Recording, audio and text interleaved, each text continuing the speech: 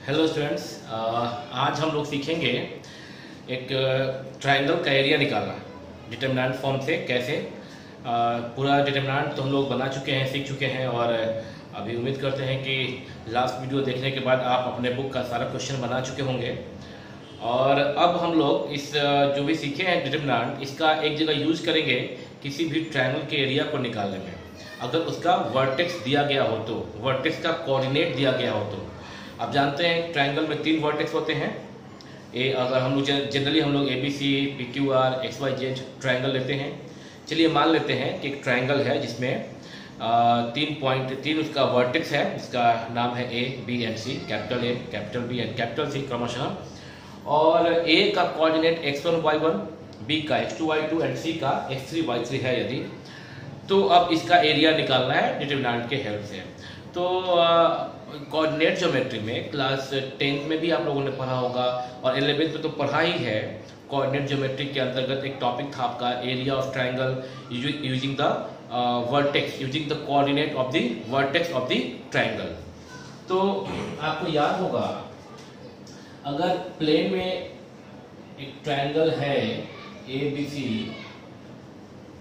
या स्पेस में भी है, बट उसका जब स्पेस में होगा तो कोऑर्डिनेट उसका x1, y1, z1 हो जाता है, मतलब 3 कोऑर्डिनेट हो जाता है 3D में। बट ये प्लेन में जब है तो कोऑर्डिनेट यहाँ पे 2 ऑर्डर पेयर होगा, ऑर्डर ट्रिपलेट नहीं होगा। तो ये प्लेन में एक ट्रायंगल है ABC और A का कोऑर्डिनेट यदि x1, y1, B का x2, y2 और C का कोऑर्डिनेट यदि x3, y3 है, तो इसका एरिया निकालना आप कोऑर्डिनेट ज्योमेट्री क्लास 11th में आपने सीखा है। Area of triangle ABC, area of triangle ABC is equal to, और पीछे से लिख दे रहे हैं, area of triangle ABC is equal to half into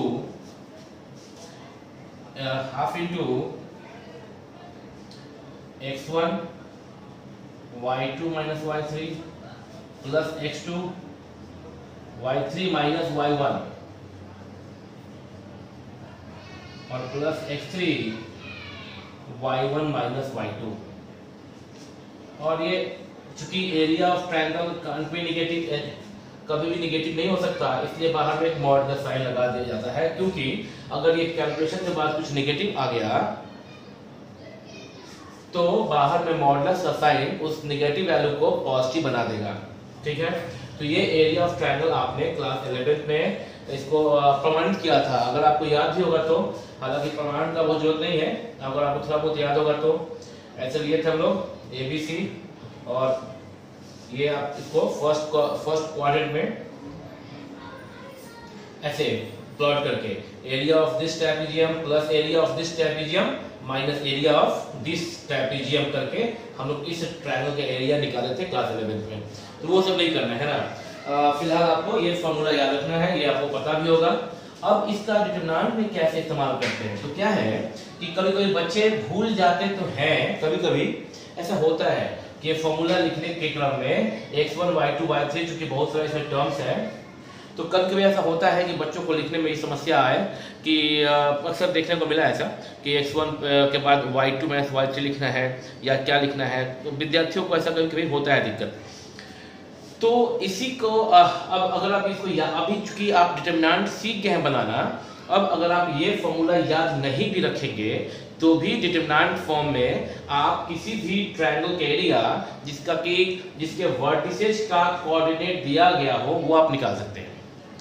अगर आप ये फॉर्मूला भूल भी गए हो अब, या आपको इसमें डाउट होता हो कि कहीं सही है या गलती है, तो अब बिना इसको आप याद किए हुए डिटरमिनेंट को याद रख के आप इस ट्रायंगल का एरिया निकाल सकते हैं। अब आप सोचेंगे कि ये याद नहीं करना है, डिटरमिनेंट का याद करना है। एक्चुअली डिटरमिनेंट जो है वो याद करना आसान है, उसमें कुछ खास इस तरह का कॉम्प्लिकेशन नहीं है, इसलिए वो याद रखना आसान है। अब देखें कि अगर किसी ट्रायंगल का तीनों कोऑर्डिनेट दिया है तो एरिया ऑफ ट्रायंगल होता है x1, x2, x3, y1, y2, y3। वहां लिखते तो यहाँ ऐसा जगह बचता। ओके, 1 1 1, ठीक है। ये है formula x1 x2 x3 y1 y2 y3 1 1 1। अब आप समझ सकते हैं कि ये फॉर्मूला इससे ज्यादा आसान है याद रखना, ठीक है।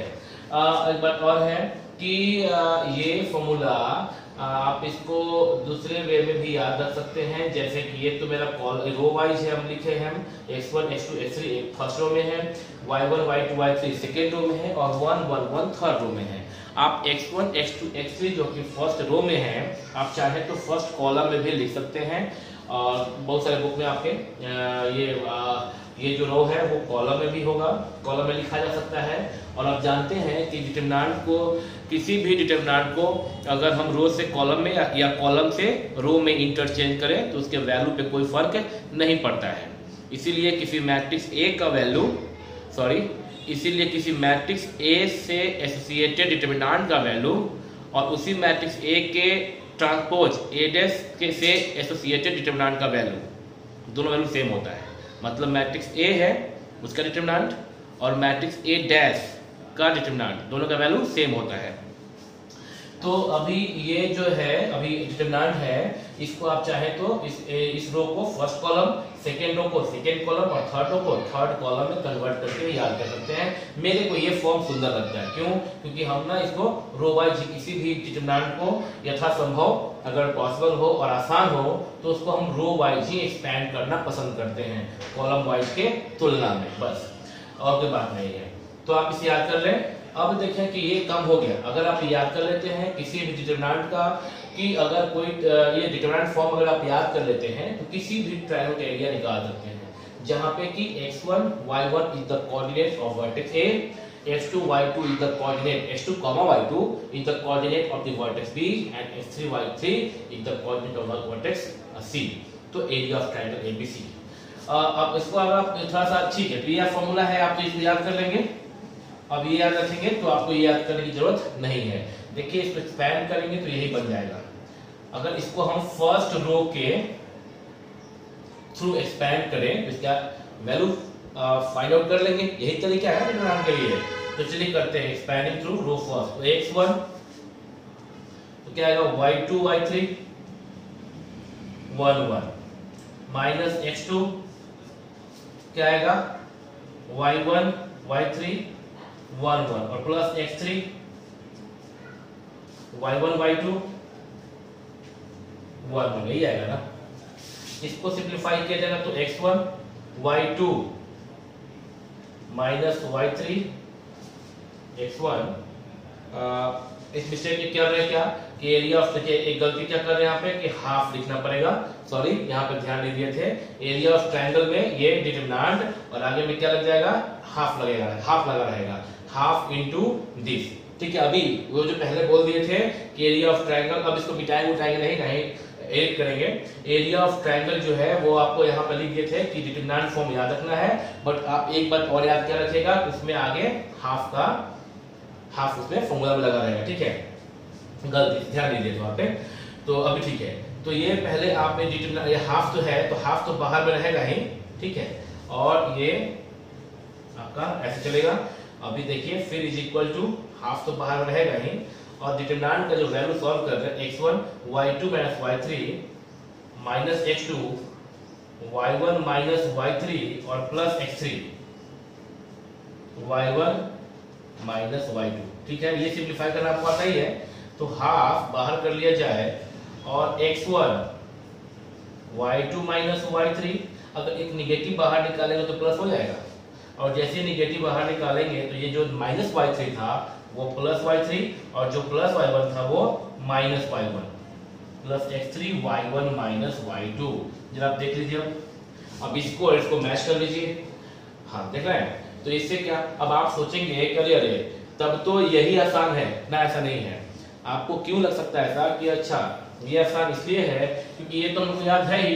अगर ये याद नहीं रखते हैं तो क्या इतना बड़ा चीज याद रखना पड़ेगा कि पहले ये याद कीजिए, फिर इसको एक स्टेप सिंप्लीफाई कीजिए, सेकेंड स्टेप कीजिए और थर्ड स्टेप में वहीं आ जाइए। ऐसा आपको अभी लग सकता है कि अगर हम ये याद रखते हैं कि area of triangle equal to half याद रखना आपको, हाफ इनटू डिटरमिनेंट। और क्या है डिटरमिनेंट में x1 x2 x3 y1 y2 y3 है ना, और 1 1 1। तो अभी ये फॉर्मूला अगर आप याद रखते हैं तो आपको अभी लग सकता है कि ये फॉर्मूला याद रखिए, ठीक है, इससे ये इस फॉर्मूला से ये फॉर्मूला ज्यादा आसान है याद रखना, क्योंकि इसमें गलती होने का चांस नहीं होगा। लेकिन अब आपको ये लग सकता है फिलहाल कि ये याद रखने का मतलब कि एक स्टेप, दो स्टेप और 3 स्टेप करने के बाद फिर वहीं पहुंच जाएंगे। तो क्यों नहीं ये 1 2 3 4 स्टेप क्यों नहीं बचा के सीधा हम यही लिख दें, या 3 स्टेप क्यों नहीं बचा के हम सीधा यही लिख दें। आप ये अभी सोच सकते हैं, ऐसा नहीं है। ये अभी आपको लग रहा है, ये तो बस हम ये बता रहे हैं कि ये जो फॉर्मूला है जो लिखा गया है, इसका सिंप्लीफिकेशन करने के बाद में ये फॉर्मूला यही बन जाता है। यानी अब कभी आपको कुछ ऐसा फॉर्मेट दिखाई दे, इस फॉर्मेट को आप चाहे तो ऐसे लिख सकते हैं, इस फॉर्मेट को यहां से यहां के फॉर्मेट को आप ये लिख सकते हैं। ये भी आप ध्यान रखिएगा, कहीं कभी कभी आपको जरूरत पड़ सकता है 12th में, तो जब जरूरत पड़ेगा तो उसमें बात कर लेंगे। तो अभी ये तो समझाया गया केवल कि ये एक्सपैंड करने पे इसके बराबर आ जाता है, ये हो गया, ये आप समझ गए ना, ये ऐसे होता है, ठीक है। लेकिन जब आप एरिया किसी भी ट्रायंगल का निकाल रहे हो और आप उसको अगर इस फॉर्मेट पर लिख पाए, जरा सोचिए कि जरूरी थोड़ी ना है कि आप उसको ऐसे एक्सपैंड करें रो 1 के थ्रू। आप तो सीधा इसमें से ये घटाएंगे, इसमें से ये घटाएंगे, या इसमें से ये भी घटा सकते हैं, है ना।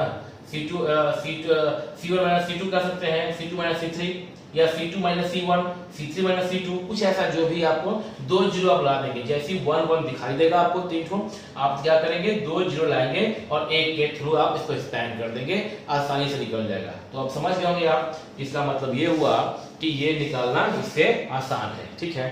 हाँ, तो ये हो गया आपका एरिया ऑफ ट्रायंगल। अब देखिए बात ऐसा है कि आपको क्लास 11 में ही जब ये एरिया ऑफ ट्रायंगल सिखाया गया था तो यह भी बताया गया था कि 3 पॉइंट, अगर देखिए थोड़ा सा मान लीजिए कि ए बी और सी एक यहाँ पॉइंट है, अगर हम इस पॉइंट सी को और नीचे लाएं अगर, तो बताइए क्या एरिया कम हो गया क्या? पहले जो ट्रायंगल एबीसी था उसका जो भी एरिया था, अगर पॉइंट सी को और ए बी लाइन सेगमेंट के करीब कर दिया जाए तो क्या एरिया कम हो गया? अब जो नया ट्रायंगल फॉर्म हुआ ए बी, सपोज कीजिए कि यही सी है, तो अब जो एबीसी का जो नया एरिया होगा क्या पुराने वाले ट्रायंगल एबीसी से कम होगा? ऑफ कोर्स कम होगा। थोड़ा नीचे और लेके आइए सी को अगर, तो अब जो एरिया बनेगा इस ट्रायंगल से, जो हमें अभी यहाँ पे डॉटेड लाइन हम क्रिएट कर रहे हैं, तो ये जो एरिया होगा इसका, देखिए जहां पे हम अपना कलम चला रहे हैं, जहां पे मार्कर चला रहे हैं, ये एरिया अब इससे भी पहले वाले दोनों ही ट्रायंगल से एरिया कम हो जाएगा। तो ये जितना करीब आएगा उतना एरिया क्या होगा? ट्रायंगल का कम होगा। और एक समय अगर ऐसा हो कि पॉइंट सी अगर इसी पे ओवरलैप कर जाए, पॉइंट सी यदि इस लाइन सेगमेंट ए बी पर ओवरलैप कर जाए, उस केस में एरिया ऑफ ट्रायंगल क्या होगा? 0। दैट मींस कि area of triangle 0, point A C B या A B C, point A B C are collinear. तो ये आपको 11 में सिखाया गया था कि point 3 points A B and C are collinear if area of triangle is equal to 0। अगर इस ट्रायंगल एबीसी का एरिया 0 हो जाए तो पॉइंट ए बी और सी क्या है? कोलिनियर है। तो ये एक रूल हो गया आपके लिए। तो आप लिख सकते हैं condition for collinearity of 3 points, है ना। अगर आपको यहां दिख रहा है तो क्या नीचे में क्या आप लिख सकते हैं? कंडीशन फॉर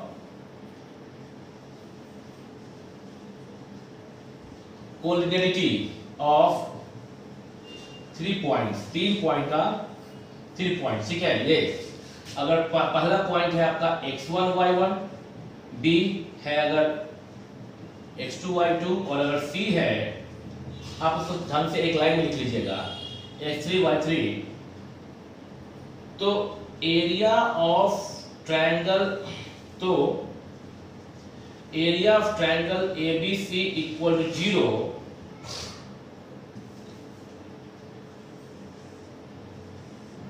0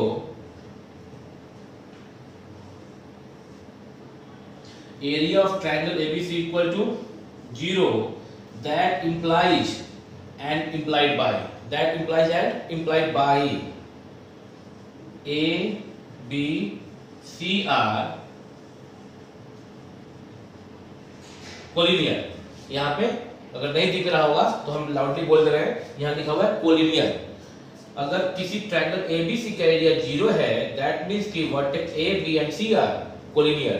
या अगर A B C 3 points collinear है, एक स्ट्रेट लाइन पे है, that implies area of triangle ABC equal to 0। तो यहाँ पे जो लिखा हुआ वो क्या है, that implies and implied by, मतलब दोनों तरफ से आप इसे पढ़ सकते हैं। This is the result. ठीक, अच्छा कैसे यहाँ पे समझाया था आपको हम कि कैसे होगा वो, और आप 11th भी समझ चुके होंगे कोऑर्डिनेट ज्योमेट्री में, तो ज्यादा फोकस करने का जरूरत नहीं है। अब देखिए, अगर एबीसी कोलिनियर है तो एरिया ऑफ ट्रायंगल एबीसी क्या, अब इसको ऐसे समझ सकते हैं, यूज कैसे कर सकते हैं कि सिंस एबीसी आर कोलिनियर, अगर मान लीजिए कहीं दिया हुआ है एबीसी कोलिनियर है, तो दैट इंप्लाइज आप क्या बोल सकते हैं कि area of triangle ABC equal to क्या, 0। अच्छा, एरिया ऑफ ट्रायंगल एबीसी क्या होता है, हाफ इनटू, अगर ए बी सी का कोऑर्डिनेट दिया गया है x1 y1 x2 y2 and x3 y3 तीन कोऑर्डिनेट दिया गया है, तो आप बोल सकते हैं x1 x2 x3 y1 y2 y3 1 1 1 equal to 0। हम थोड़ा पीछे से देख लेते हैं जाके ये कैमरा में कि आपको ये दिख रहा है कि नहीं, ये सारा लेफ्ट साइड का हम देख लेते हैं, क्योंकि अगर नहीं दिखेगा तो फिर समझ में नहीं आएगा ना। हाँ, सब दिख रहा है स्पष्ट रूप से। ठीक है, तो अभी आप देख रहे हैं क्या कि that implies area of triangle ABC का फॉर्मूला यहाँ पे जो लिखा हुआ है वो 0 होगा, है ना। इवन बोले that implies and implied by तो ठीक रहेगा।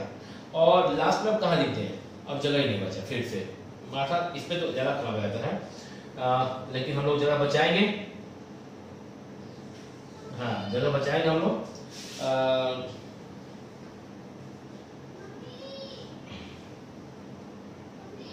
भले इसी में कहाँ पे लिखते हैं, that implies and implied by, हम देख लेंगे एक बार जाके फिर से ये। अच्छा एक बात बताइए, a इंटू बी, अगर दो एक्सप्रेशन है और उसका प्रोडक्ट 0 है, तो आपको पता है either a is equal to 0 और b इक्वल टू 0। बट आप यहाँ पे देख रहे हैं कि half into this equal to 0, half तो 0 है नहीं, वो तो नंबर है, तो नो डाउट। और यहाँ पे दो का प्रोडक्ट यानी हाफ का और दूसरे एक्सप्रेशन का प्रोडक्ट 0 है, और हाफ 0 है नहीं, तो नो डाउट जो बच गया ये एक्सप्रेशन यही 0 होगा। तो that implies and implied by, ये जो आपका है जो भी इसमें आप अगर आप देख पाए तो x1 x2 x3 y1 y2 y3 1 1 1 is equal to 0। तो केवल ये दिखा दे यदि आप ये 0 है तो points A B C collinear, सिर्फ क्या दिखा दे, अगर आपको कहीं पे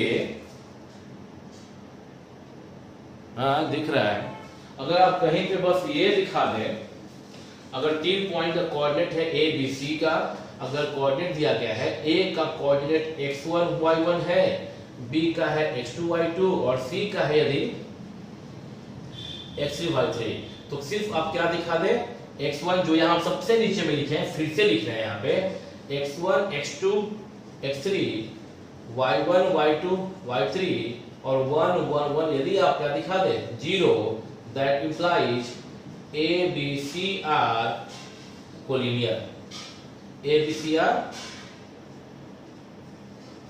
कोलिनियर। बस मतलब जो सबसे नीचे में लिखा गया है उसी को हम फिर राइट साइड में भी लिख दिए हैं आपके समझने के लिए, समझाने के लिए।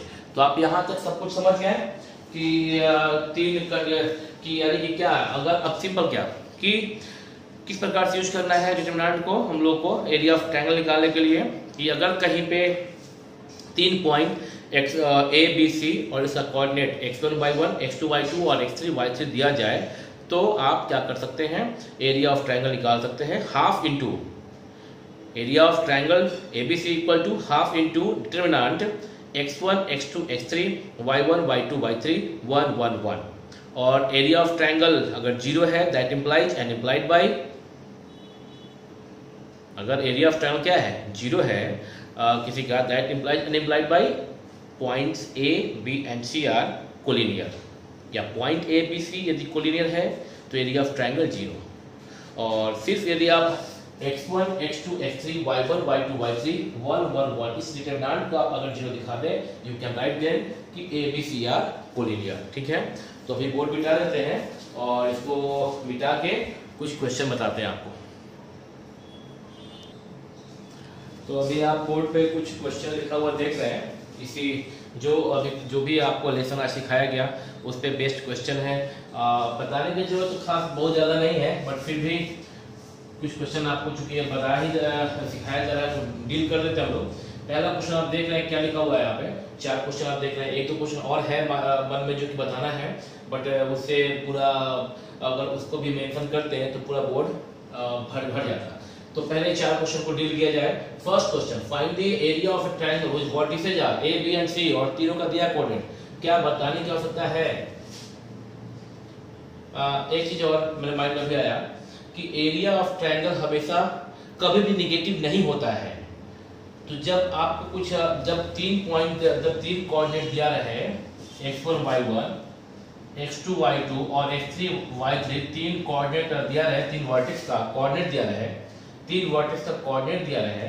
जब एरिया आप पहले आप डेल्टा निकाल लीजिएगा, क्या half into x1 x2 x3 y1 y2 y3 1 1 1, और जो भी आ जाएगा ना तो तब लास्ट में area of triangle ABC equal to square units. आप इसको मेंशन कर लीजिए, ठीक रहेगा लास्ट में कि अगर 3 पॉइंट दिया है ए बी और सी का 3 पॉइंट्स का कोऑर्डिनेट दिया है, तो सबसे पहले आप क्या निकालेंगे? In order to find out the area of triangle, in order to find out the area of triangle using the form of determinant, if it is given that 3 coordinates of 3 points, 3 vertices x1 y1 x2 y2 and x3 y3, first of all you find delta is equal to half into this form, and then in last area of triangle ABC is equal to modulus of delta, modulus of delta, this is modulus of delta, and delta का value suppose that आया 5 units, तो mod 5 units नहीं बोलना चाहिए। Delta equal to मान लीजिए आया 5 कुछ भी, तो 5 आया है, तो यहाँ पे मॉड 5 स्क्वायर यूनिट्स एरिया हो जाएगा, that is equal to 5 square units. अगर यहाँ पे इसका वैल्यू सिंप्लीफाई करके यदि आ गया -5, तो area of triangle ABC equal to modulus -5 square units, that is equal to mod -5 के वैल्यू प्लस 5 स्क्वायर यूनिट्स। ठीक है, 0 आ गया, इसका वैल्यू यदि mod 0 square units, that is equal to 0 units. तो ये अभी स्क्रीनशॉट ले लीजिए इसका, ये अभी ये क्वेश्चन करने के पहले ये नोट कर लीजिए, अचानक से माइंड में आ गया। हाँ, स्क्रीनशॉट आप ले लिए, ठीक है, इसको बिठाए थे, अब ये करेंगे। तो फिर सिंपल है, अभी हम लोग क्वेश्चन में सिर्फ पुट करेंगे और बना लेंगे। तो वहां बोला है एरिया ऑफ ट्रायंगल, तो पहले डेल्टा, पहले क्या वहां पे ए का कोऑर्डिनेट है -2 -3, आपको दिख ही रहा है। इसमें ये हो गया आपका x1 y1 हो गया, x2 y2 हो गया, x3 y3। ठीक है, तो delta equal to half into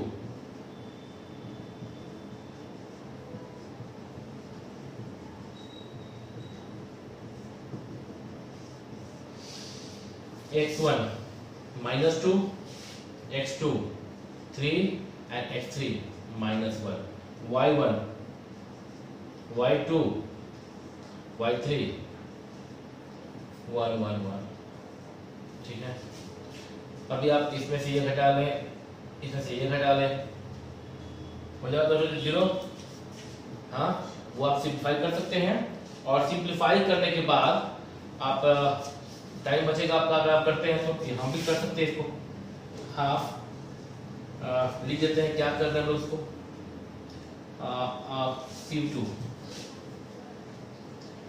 C2 में C2 - C1 एंड C3 में C3 - C2 ऐसे कर रहे हैं। तो डेल्टा इक्वल टू हाफ, तो -2 -3 1 3 -2 5 हो गया, 3 से घटाइए, 2 -3 5 हो गया। ओके, 1 - 1 0, और C3 में C3 माइनस C2 किए हैं, -1 -3 -4 -8 -2 -10 1 -1 0 हो गया इज इक्वल टू। अब अगर इसको हम थर्ड रो के अलॉन्ग एक्सपैंड कर दें तो क्या बचेगा, और यहाँ प्लस माइनस प्लस ही होता है तो +1 बाहर, और ऐसे अंदर क्या बचा 5 -4 5 -10। 5 कॉमन है बट 2 भी कॉमन है सर, बट वो सब करने की जरूरत नहीं है हम लोग को। हाफ 5 10 -50 माइनस होता है और यहाँ नेगेटिव है तो प्लस, जो कि 20 is equal to half into 50 में से 20 गया -30 इक्वल टू -15 -15। ओके हाँ, तो therefore area of triangle ABC equal to modulus delta square units, यानी कि मॉडुलस और डेल्टा का वैल्यू कितना आया है -15 -15 square units equal to 15 square units. Copied take a screenshot. बात खत्म करते हैं, क्वेश्चन 1 कंप्लीटेड। ओके, ये समझ गए आप, कुछ नहीं करना है, ट्रायंगल का एरिया निकाल दिया गया पहले, और ये पहले क्या किया गया, ट्रायंगल को इस फॉर्म में रख के ये एक्चुअली डेल्टा पढ़ते हैं हम लोग, तो डेल्टा मतलब डिटरमिनेंट का जो भी वैल्यू निकाल रहे हैं वो निकाल दिया हम लोग और लास्ट में ये कर लिए। ठीक, इसको डेल्टा नहीं बोल रहे हैं, हाफ इंटू दिसको हाफ इंटू ये फॉर्म को हम लोग डेल्टा बोल रहे हैं यहाँ पे, माइंड इट। ऐसा नहीं कि डेल्टा मतलब सिर्फ ये है, यहाँ पे लेट करना पड़ता है, let delta equal to this. चलिए क्या है, क्वेश्चन नंबर 2 पढ़ लीजिए। शो करना है आपको, शो दैट द पॉइंट्स और 3 वर्टेक्स का ABC स्मॉल ABC के फॉर्म में उसका कोऑर्डिनेट दिया गया है और साबित करना है कोलिनियर। तो अगर आप जानते हैं कोलिनियर के लिए क्या होता है, ABC और कोलिनियर आपको पता है ना, ABC और कब होता है कोलिनियर, जब एरिया ऑफ ट्रायंगल 0। तो हम लोग क्या साबित करना है कि एरिया ऑफ ट्रायंगल 0 क्यों आ जाए, तो एरिया ऑफ ट्रायंगल निकाल दिया जाए यहाँ पे।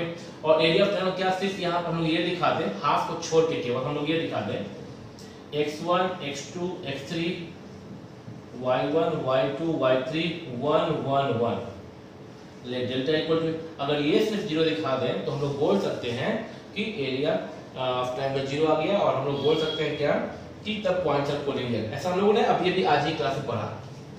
तो इसमें आप पहले लिख लेंगे कि यहाँ पे पहले आप लिख लेंगे x1 x2 x3 y1 y2 y3, हम लोग लिख ही लेते हैं, a है a b plus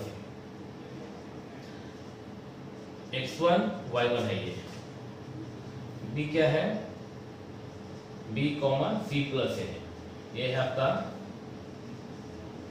x2 y2, और c कोऑर्डिनेट क्या है c a प्लस b, ये है x3 y3। ये लिखने से क्या होता है ना कि ये गलती नहीं हो सकती, क्या है कि गलती यहाँ पर पुट हो जाता है x1 by 1 x2 y2 करने में, तो यहाँ पे लिख देने से आप गलती नहीं करेंगे, x1 by 1 x2 y2 x3 y3। First वाला कोऑर्डिनेट सब आपका x1 x2 x3 है, आप ये ऐसे भी याद कर सकते हैं कि फर्स्ट रो में जो भर रहे हैं या फर्स्ट कॉलम वाइज भी इसको लिख सकते हैं, आपको बताया गया है। तो फर्स्ट हम यहाँ पर रो में जो भरेंगे वो एब्सिसा है, सेकेंड रो में ऑर्डिनेट है, पहले वाले को एब्सिसा सेकेंड वाले को ऑर्डिनेट कहते हैं। तो एब्सिसा भरेंगे x1 a b और c, a b और c भर लिया गया। सेकेंड में ऑर्डिनेट भरेंगे, ordinate b plus c, second coordinate को हम लोग कहते हैं ऑर्डिनेट, तो b plus c plus a plus b, b plus c plus a plus b, और लास्ट में 1 1 1 है ही। चलिए इसमें क्या किया जाए, डेल्टा इक्वल टू आ गया, क्या किया जाए, हाँ ये R1 है ना और ये R2 है, R2 में R2 प्लस R1, तो delta equal to a b c a plus b plus c है ना, ऐड करने पे a plus b plus c a plus b plus c a plus b plus c add करने पे हो गया, और R3 तो सेम से ठीक है। अभी हम लोग सेकेंड रो से a plus b plus c निकाल लेते हैं, that is equal to a plus b plus c taking common from second row. तो अगर कॉमन लेंगे तो 1 1 1 बचेगा ना, और थर्ड रो में तो 1 1 1 है ही, and we know that if any two rows or any two columns of a determinant are identical, then its value is c only 0, that is equal to a plus b plus c into 0, यानी कि finally 0। तो delta 0 आ गया, तो क्या लिखेंगे उसके बाद, क्या लिखेंगे, since area of triangle ABC equal to half into delta, half into 0, ये होता है ना हाफ इनटू डेल्टा, यहाँ पे डेल्टा बराबर ये लिखे हम लोग, ठीक है। तो half into delta, half into 0, delta की वैल्यू क्या आ गया, 0 आ गया। That implies A B C are collinear. Take a screenshot, A B C are collinear. Okay, screenshot ले लिया, ठीक है। क्वेश्चन 3 पढ़ लीजिए। क्वेश्चन 3 क्या लिखा हुआ है कि find the value of k, k का निकालना है वैल्यू इन ऑर्डर, ऑर्डर में। और क्या लिखा हुआ है कि in order find the value of k in order that the point 55 k1 10 7, ये ऑर्डर में a b c, ये ऑर्डर में पहला क्वाड्रेंट, सेकंड और थर्ड वाले पॉइंट है, आप कोलिनियर है। तो दिया गया है कि कोलिनियर है, तो लेट क्वेश्चन नंबर 3 में लेट a मान लिए फर्स्ट पॉइंट को 55, b k1 एंड c 10 7 मान लिया था। ये हो गया x1 y1, ये हो गया x2 y2, ये हो गया x3 y3, हो गया ना। अभी collinear, since a b c are collinear, since a b c are collinear, that implies, even implied by x1 x2 x3 y1 y2 y3 1 1 1 is equal to 0, that implies implied by x1 मतलब कि abscissa 5 k and 10 5 1 and 7 1 1 1 is equal to क्या, 0। अभी आप simplify करके तो निकाल ही सकते हैं ना, ठीक है। हमें निकाल रहे हैं 5 5 1 k माइनस 5 1 माइनस 5, हम ना एप्लीकेशन कर रहे हैं। इसके बाद क्या कर रहे हैं हम, इसमें से ये घटा रहे हैं, इसमें से ये आप लिख लीजिएगा c2 minus c1 and c3 minus c2, आप ये कर लीजिएगा c3 माइनस c1 एंड इसमें से ये घटा देते हैं ऐसे। क्यों, अगर c3 में से c2 घटाएंगे तो 10 माइनस k लिखना पड़ेगा, दो जगह ऐसा आ जाएगा वैल्यू, एक जगह k माइनस 5 आ जाएगा, एक जगह 10 माइनस k आ जाएगा। अगर इसमें से ये घटाएंगे ना तो ये k तो 10 माइनस 5 सिंपल वर्ड आएगा, सिंपल डिजिट आएगा। अब तक समझ गए होंगे इतना सारा क्वेश्चन करने के बाद। अगर आप बना रहे हो घर पे तब k minus 5 1 minus 5 minus 4 1 minus 1 0 और 10 minus 5 5 7 minus 5 2 1 minus 1 0 equal to 0। यहाँ पे चूंकि यहाँ लिखना सब लोग को हम ब्रैकेट यहाँ दे रहे हैं, क्या यूज किए तुम लोग c2 में c2 minus c1 and c3 में c3 माइनस c1, तो एक use that implies and implied by. अब क्या करें हम लोग इसको फर्स्ट थर्ड रो से एक्सपेंड कर देते हैं, थर्ड रो से ऐसे एक्सपेंड कर दिए, प्लस माइनस प्लस, आप ये सब मत कीजिएगा स्टाइल मारने में। तो क्या बचा यहाँ पे k माइनस 5 5 माइनस 4 और 2 इक्वल टू 0, मल्टीप्लाई कर देते हैं, that implies 2 into k minus 5 minus, एक माइनस है तो प्लस 5 के 20 5 4 20 इक्वल टू 0। अब हम यहाँ पे सॉल्व कर देते हैं, नीचे झुक के लिखने में आपको भी शायद कम दिखता होगा। 2k minus 2 5 10 plus 20 equal to 0, that implies 2k और 20 से 10 गया plus 10 equal to 0, that implies 2k equal to minus 10 k equal to minus 5। यहाँ पे k इक्वल टू माइनस 5 आया है, बट यहाँ पे आपका प्लस माइनस दोनों होना होगा क्योंकि एरिया आपको लीनियर है और k एरिया कोलिनियर है। और यहाँ पे आपका पहले हम देख लेते हैं कि जो वैल्यू आया वो कैलकुलेशन में कहीं मिस्टेक तो नहीं है ना, वो सही है कि नहीं है वो चेक कर लेते हैं, उसके बाद ही बात करेंगे।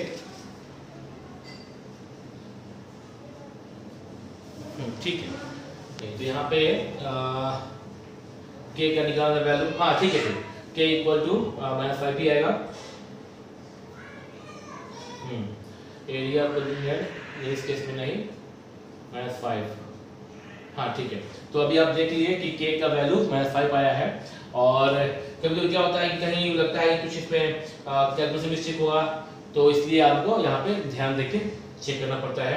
और चेक करने के बाद आप इसमें आती है के इक्वल टू -5 ही आ पाएगा, ठीक है। तो डन, आप इसको अपने स्क्रीनशॉट लीजिए, इसको मिटा के हम अगला क्वेश्चन बना दे रहे हैं। आप जल्दी से इसका स्क्रीनशॉट ले लीजिए।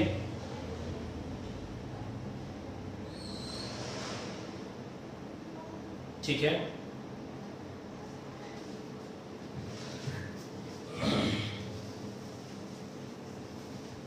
मिटा रहे हैं क्वेश्चन नंबर 4।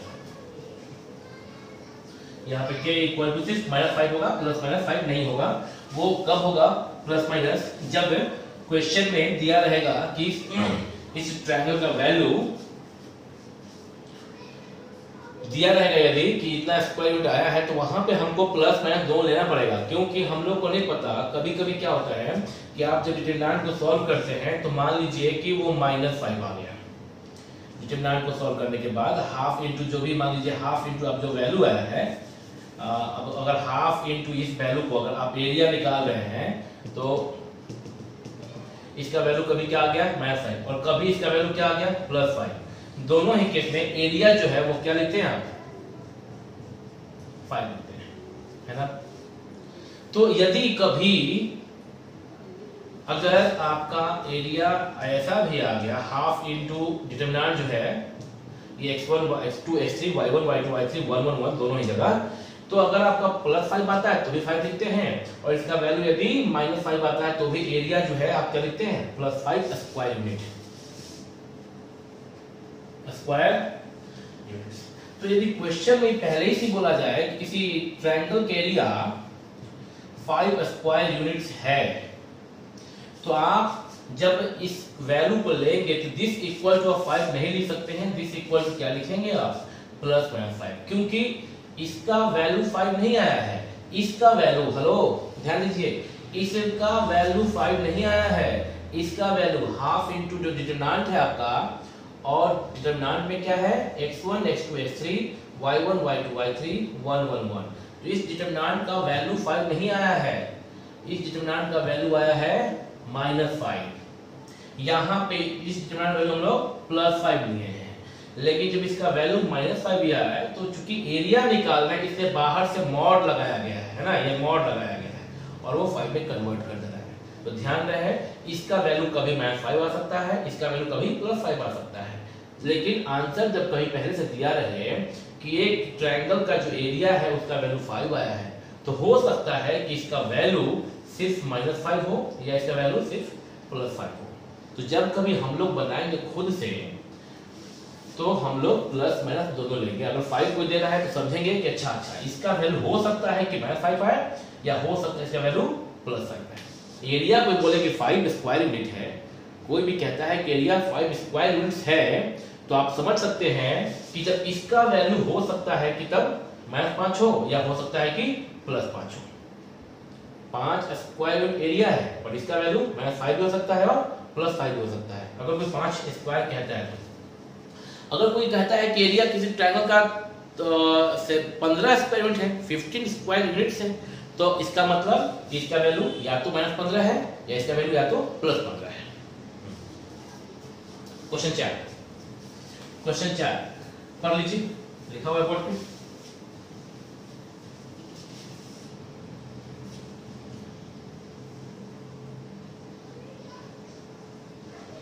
सिर्फ दिया गया है मतलब क्या, हाफ x1 मतलब एरिया दिया गया है, लिखते हैं ठीक से लिखते हैं, area of triangle ABC 3 units है, गलती से 3 यूनिट्स लिखा हुआ है, ये 3 स्क्वायर यूनिट्स होना चाहिए, 3 square units, 3 square units that implies half into x1 x2 x3 f3 सर 1 0 k ordinate second row 3 0 0 1 1 1 equal to plus minus 3।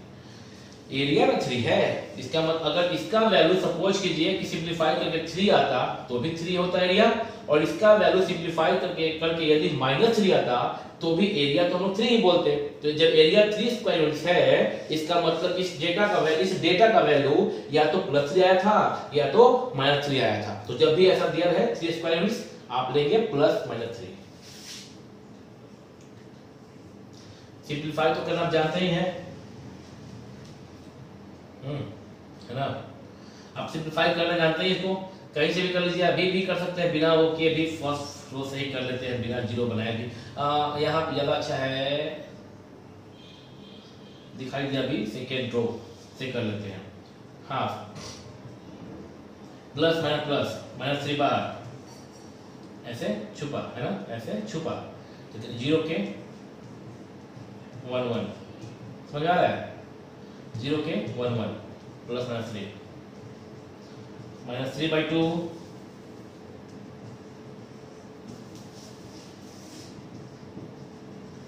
-3/2 0 into 1 0 minus k1 जा k इक्वल टू +-3 और 0 minus k minus into minus plus 3k/2 equal to +-3, that implies 3k k equal to +-3। ऐसे अलग अलग कर लेते हैं, 3k/2 equal to +3 और 3k/2 equal to -3, 3 cancel, तो k equal to 3 cancel, the 2 और k equal to 3 cancel -1/2। therefore finally k equal to क्या निकाला था, find the value of k equal to +-2। Note it, k equal to +-2, आप इसे note कर लीजिए। और अब एक क्वेश्चन और हम सिखाएंगे आपको। हाँ, चलिए आज का आखिरी सवाल। इफ द पॉइंट्स दिया गया 3 पॉइंट A B C, आप देख रहे हैं बोर्ड पे, आपको लिखा हुआ दिख रहा होगा, कोलिनियर है तो प्रूफ करना है 1/A + 1/B = 1।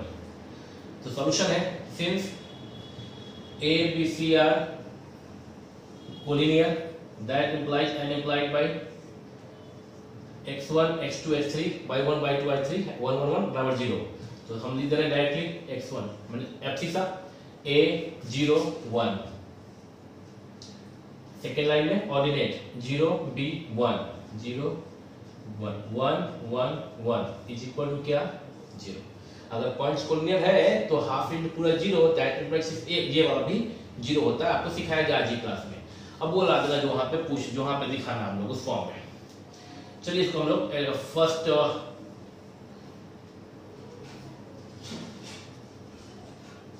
हाँ अभी एक्सपैंड कर सकते हैं, क्या जरूरत है घटाने जोड़ने का, या R2 - R1 ये सब करने जरूरत नहीं है, सिंपल है।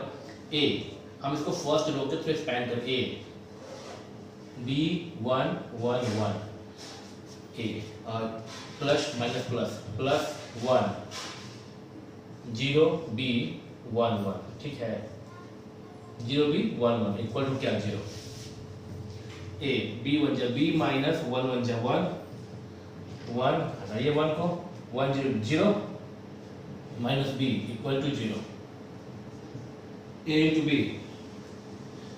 into B minus A minus B equal to 0 AB equal to A plus B, हाँ A प्लस B। अब दोनों तरफ AB से भाग दे रहे हैं, डिवाइड कर रहे हैं, कर सकते हैं ना, दोनों तरफ क्या करते हैं हम AB से डिवाइड, लाइक दिस AB से डिवाइड किए, that implies by AB by AB 1, और अभी के इधर राइट में क्या A by AB plus B by AB, A cancel B भी कैंसिल, दैट यहां पर लिखेंगे। चलिए that implies and implied by, इधर क्या बचा है A कटने पे 1 by B plus 1 by A, माने finally 1 by A plus 1 by B equal to 1, hence proved, that's all. तो ये आप अभी स्क्रीनशॉट ले लीजिए इसका, और हम लोग आज खत्म करते हैं यहीं पे। तो इसी के साथ आपका डिटरमिनेंट चैप्टर जो है आपका खत्म होता है। इसमें क्रैमर्स रूल होता है जो आपको कि लास्ट में बताया जाएगा। अभी 2 एक्सरसाइज मैट्रिसेस खत्म, डिटरमिनेंट खत्म, पूरा क्वेश्चन ऑब्जेक्टिव क्वेश्चन जितना भी आपके बुक में है, जिस भी बुक से बना रहे हैं, NCERT, R S Agarwal, R D Sharma, K Sinha, आप जिससे ही बना रहे हैं आप पूरा बना लीजिए। और इसमें कहीं पे अगर किसी खास बुक जैसे कि आर डी शर्मा में हो सकता है कि क्रैमर्स रूल्स का इस्तेमाल हो यहाँ पे अगर, तो वो बाद में बताया जाएगा कब। पहले क्वेश्चन कर लें सारा, वो अभी आगे इसका यूज है।